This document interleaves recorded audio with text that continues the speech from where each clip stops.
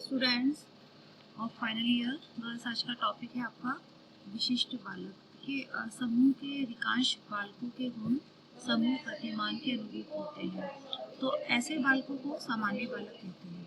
देखिए गर्ल्स, आज का टॉपिक है जो विशिष्ट बालक, उसके बारे में हम बात करेंगे कि जो बालक यानी कि जिन बालकों में समूह प्रतिमानों की अपेक्षा कम या अधिक गुण पाए जाते हैं उन्हें विशिष्ट बालक कहते हैं। यानी कि एक तरह से समाज द्वारा जो प्रत्याशित व्यवहार होते हैं, अपेक्षित व्यवहार होता है, तो उनमें कुछ बच्चों में अपेक्षा से कम गुण पाए जाते हैं या अपेक्षा से अधिक गुण पाए जाते हैं। दोनों ही बालकों को विशिष्ट बालकों की कैटेगरी में रखा जाता है।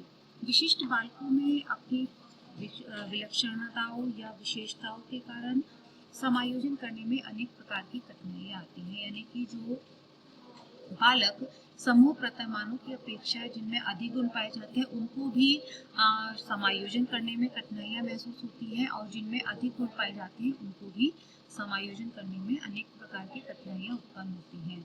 तो विशिष्ट बालक दोनों ही तरह के होते हैं कि जिनमें प्रतिमानों की अपेक्षा कम गुण पाए जाते हैं या फिर अधिक गुण पाए जाते हैं, जिससे उनके पालन पोषण और शिक्षा में विशेष ध्यान की आवश्यकता होती है। यानी कि एक तरह से दोनों ही तरह के बालकों में विशिष्ट बालकों को एक तरह से अलग से उनके पालन पोषण में, उनकी शिक्षा में उन पर ज़्यादा विशेष ध्यान की आवश्यकता होती है। ये विशिष्ट बालकों का अर्थ, मनोवैज्ञानिकों के अनुसार विशिष्ट बालकों में सोचने, समझने, सीखने, समायोजन करने आदि की योग्यताएं सामान्य बालकों से बिल्कुल अलग होती हैं। अब वो जो योग्यताएं हैं वो कम भी हो सकती हैं और वो ज़्यादा भी हो सकती हैं। विशिष्ट बालकों में किसी कार्य को सामान्य बालकों की अपेक्षा ज़्यादा तेजी से या बहुत देर से करते हैं। दोनों ही बातें हो सकती हैं बच्चों कि जो सामान्य बालक होते हैं उनमें जो कार्य करने की क्षमता होती है वो सामान्य बालकों से ज़्यादा तेजी से भी हो सकती है करने की प्रक्रिया, और ज़्यादा धीमी भी हो सकती है। विशिष्ट बालकों के उनकी विशिष्टता के अनुरूप निम्नलिखित समूह में वर्गीकृत किया गया है। कौन कौन से विशिष्ट बालकों के कैटेगरी में है?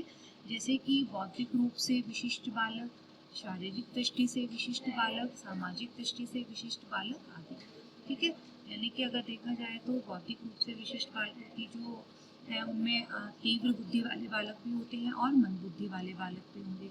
शारीरिक दृष्टि से विशिष्ट बालक यानी कि जो खेल कूद में क्रियात्मक कौशलों में ज़्यादा तेजी दिखाते हैं, ज़्यादा एक्टिव रहते हैं, और कुछ होते हैं जैसे कि हम शारीरिक अपंगता वाले बालकों को इस कैटेगरी में रख सकते हैं। ऐसे ही सामाजिक दृष्टि से विशिष्ट बालक कि जो सामाजिक दृष्टि से यानी कि जिनका सामाजिक विकास बहुत तेजी से होता है, जो जल्दी से अपने समूह साथी के साथ घुल मिल जाते हैं, और कुछ ऐसे होते हैं कि जो केवल अपने तक ही सीमित रहते हैं। ठीक है, अंतर्मुखी होते हैं, और कुछ बालक बहिर्मुखी होते हैं। तो दोनों ही तरह के बालक को सामाजिक दृष्टि से विशिष्ट बालक कहा जाता है।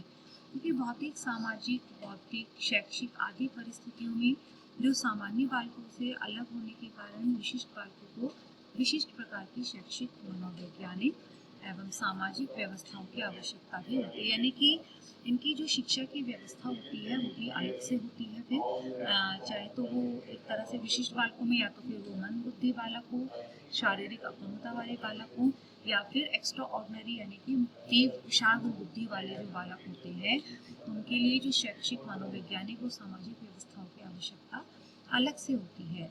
विशिष्ट विद्यार्थियों में पिछड़े बालक, मानसिक रूप से पिछड़े बालक, बाल अपराधी, प्रतिभावान बालक आदि शामिल होते हैं।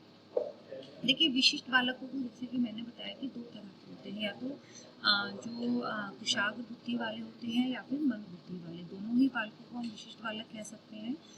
तो विशिष्ट बालकों में मुख्य रूप से पिछड़े बालक, मानसिक रूप से पिछड़े बालक यानी कि मंद बुद्धि बालक, बाल अपराधी और प्रतिभावान बालक यानी कि जो एक्स्ट्रा ऑर्डिनरी होते हैं, सामान्य से जो ज़्यादा कुशाग्र बुद्धि वाले बालक होते हैं, उनको हम प्रतिभावान बालकों की श्रेणी में रखते हैं। तो इनमें ये वाले बालक आते हैं। विशिष्ट बालकों की परिभाषा देखें बच्चों, तो कुछ विद्वानों ने विशिष्ट बालकों की परिभाषा इस प्रकार दी है, जैसे कि डन के अनुसार विशिष्ट बालक वह हैं जो बौद्धिक, शारीरिक, सामाजिक अथवा मनोवैज्ञानिक विशेषताओं में इतना भिन्न है कि बहुसंख्यक बालकों के विकास के लिए बनाई गई कार्य प्रणाली उनको सर्वांगीण विकास के अवसर उपलब्ध नहीं करा पाती है और ऐसे बालकों के लिए उनकी योग्यता के अनुरूप उपलब्धि प्राप्त कर सकने के लिए वे विशेष शिक्षण अथवा कुछ स्थितियों में विशेष सहायक सेवाएं अथवा दोनों की आवश्यकता होती है। देखिए दोनों की बात की गई है इसमें कि बौद्धिक, शारीरिक, सामाजिक तथा मनोवैज्ञानिक विशेषताओं में वो लोग जो विशिष्ट बालक होते हैं इतने भिन्न होते हैं कि बहुसंख्यक बालकों के विकास के लिए बनाई गई कार्य प्रणाली जो है उनके लिए उचित नहीं होती है एक तरह से। ठीक है, चाहे किसी भी तरह के दोनों ही कैटेगरी में हम, चाहे वो मंद बुद्धि बालक हो या ज़्यादा कुशाग्र बुद्धि वाले बालक होते हैं, दोनों के लिए ही जो सामान्य बालकों के लिए बनाई गई जो कार्यक्रम, कार्य प्रणाली है, उनकी शिक्षा प्रणाली है, वो उनके लिए उपलब्ध नहीं हो पाती है। साथ ही कुछ स्थितियाँ जो है उनकी विशेष सहायक सेवाएं पर दोनों की उनको आवश्यकता होती है लेकिन उनको प्रदान नहीं हो पाती हैं। हेग ने क्या कहा विशिष्ट बालकों के लिए कि जो किसी एक अथवा कई गुणों की दृष्टि से सामान्य बालक से पर्याप्त मात्रा में भिन्न होता है, यानी कि किसी भी एक गुण हो या कोई अनेक गुण हो, उनको लेकर जो सामान्य बालकों से पर्याप्त मात्रा में भिन्न होता है। जैसे कि सामान्य बालक है तो कोई एक बालक जैसे सामान्य बालकों को बीच में रखते हैं, इसके बराबर में जो है वो है मंद बुद्धि बालक, देन इसके बराबर में है तीव्र बुद्धि का, कुशाग्र बुद्धि का बालक। तो क्या हो गया कि दोनों ही सामान्य बालक से पर्याप्त मात्रा में भिन्न है। ठीक है, तो इसलिए हम उसको विशिष्ट बालकों की श्रेणी में रख सकते हैं। विशिष्ट बालकों के प्रकार कि बालकों के व्यक्तित्व के शारीरिक, मानसिक, संवेगात्मक एवं सामाजिक पक्षों के आधार पर विशिष्ट बालकों को निम्नलिखित 4 भागों में वर्गीकृत किया जा सकता है। जैसे कि शारीरिक रूप से विशिष्ट बालक, मानसिक रूप से विशिष्ट बालक, संवेगात्मक रूप से विशिष्ट बालक और सामाजिक रूप से विशिष्ट बालक। तो शारीरिक रूप से विशिष्ट बालकों में शारीरिक रूप से विकलांग बालक आते हैं।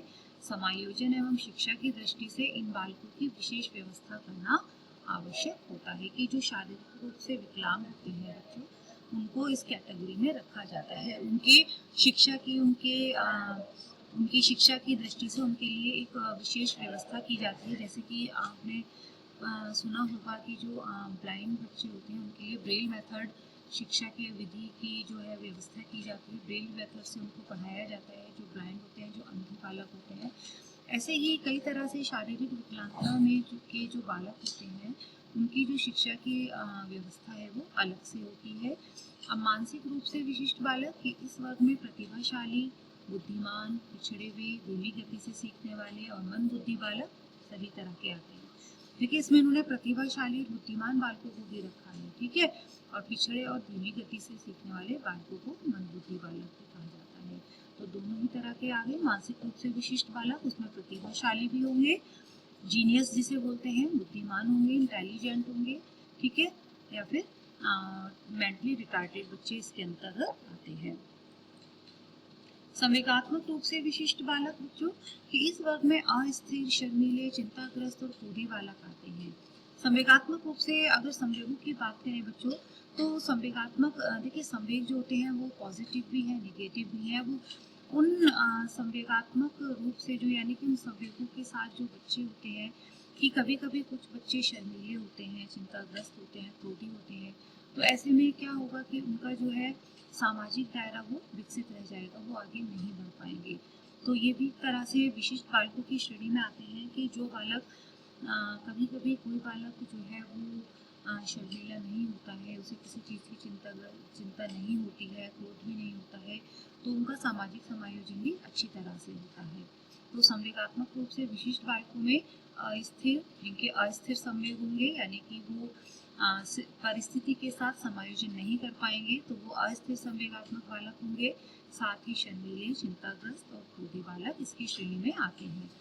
सामाजिक रूप से विशिष्ट बालक जो है इस वर्ग में मुख्य रूप से जो अपराधी बालक होते हैं, चोरी करने वाले, झूठ बोलने वाले, मादक द्रव्यों का सेवन करने वाले बालक, अपराधी बालक, वंचित बालक इसकी इस श्रेणी में आते हैं कि सामाजिक रूप से वो जो सामाजिक रूप से क्या यानी कि समाज द्वारा जो प्रत्याशित व्यवहार है उसका वो उल्लंघन करते हैं, उसकी वो उपेक्षा करते हैं, उसको नहीं मानते हैं। जो समाज द्वारा अपेक्षित व्यवहार है उसको ना मानना, उसको इग्नोर करना, तो ये सब क्या आता है, जिसमें सारे ही अपराधी बालक भी इस श्रेणी में आते हैं, मादक द्रव्यों का सेवन करने वाले बालक भी, ठीक है, झूठ बोलने वाले भी, तो ये सब विशिष्ट बालकों की श्रेणी में आते हैं। नेक्स्ट, विशिष्ट और सामान्य बालकों में अंतर की बात करें बच्चों, तो विशिष्ट बालक प्राय शारीरिक रूप से अस्वस्थ या दिव्यांग होते हैं और सामान्य बालक शारीरिक रूप से स्वस्थ होते हैं। ये बालक मानसिक बीमारी से जल्दी ग्रसित हो जाते हैं, जो विशिष्ट बालक होते हैं, और सामान्य बालक शारीरिक रूप से स्वस्थ होने के कारण मानसिक बीमारियों से जल्दी ग्रसित नहीं हो पाते। विशिष्ट बालक समाज और विद्यालय के साथ सही से समायोजन नहीं कर पाते हैं, क्योंकि उनमें संवेगात्मक अस्थिरता पाई जाती है, लेकिन सामान्य बालक समाज और विद्यालय के साथ सही से समायोजन कर पाते हैं। विशिष्ट बालकों की बुद्धि लब्धि प्राय 90 से कम होती है, जबकि सामान्य बालकों की बुद्धि लब्धि 90 से 110 के बीच होती है। ये बुद्धि लब्धि का आईक्यू जो लेवल है बेटा, वो मैं आपको निकालना बता दूंगी, बुद्धि लब्धि, ठीक है। विशिष्ट बालक जो है प्राय अंतर्मुखी होते हैं, और जबकि सामान्य बालक उभयमुखी होते हैं। शारीरिक विकलांगता, नेक्स्ट। ओके गर्ल्स, मिलते हैं नेक्स्ट टॉपिक के साथ। Thank you.